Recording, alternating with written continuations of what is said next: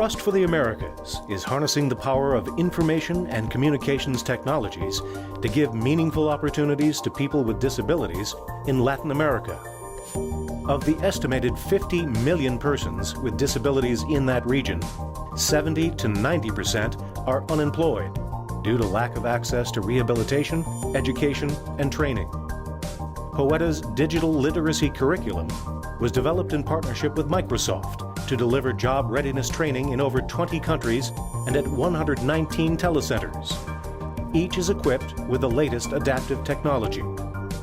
Trust for the Americas partners with over 200 businesses and universities to ensure its program is in sync with local workforce demands, resulting in placements of up to 30%. Since its inception in 2004, it has trained more than 70,000 people with disabilities and benefited more than 500,000 people in Latin America.